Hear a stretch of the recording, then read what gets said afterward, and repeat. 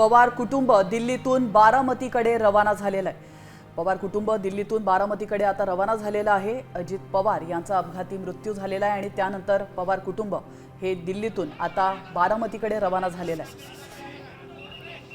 आजपासून अर्थसंकल्पीय अधिवेशन सुरू होत आहे, त्यासाठी पवार कुटुंब दिल्लीत होतं। मात्र आता ही दुःखद घटना घडताच पवार कुटुंब दिल्लीतून बारामतीसाठी रवाना झालेलं आहे।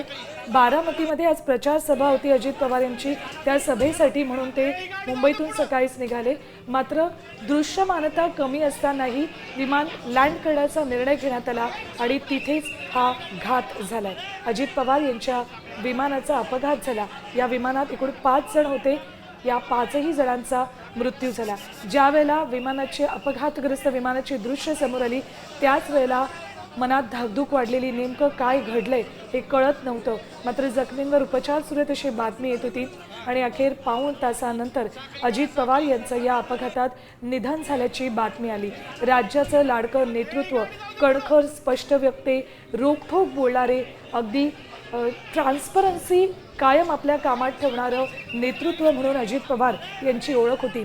ज्या बारामतीमधून त्यांनी राजकारणाला सुरुवात केली त्याच बारामतीमध्ये प्रचार सभेसाठी येत असताना त्याच बारामतीत त्यांचं अपघाती निधन झालं, ही निश्चितच मनाला चटका लावणारी आणि दुःखद बातमी म्हणावी लागेल।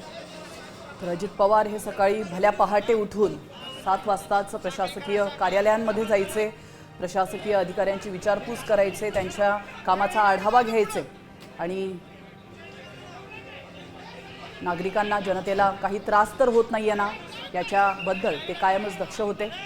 मात्र आज हा लाडका नेता संपूर्ण महाराष्ट्राने गमावलेला आहे।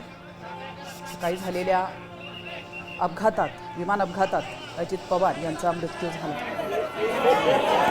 सकाळी साधारण 9:15 ते 9च्या सुमारास बारामती विमानतळावर लँडिंग करतेवेळी विमानाचा भीषण अपघात झाला आहे। या अपघातामध्ये 6 जणांचा मृत्यू झाला आहे आणि दुर्दैवाने या 6ही जणांमध्ये अजित पवार, उपमुख्यमंत्री अजित पवार यांचं देखील नाव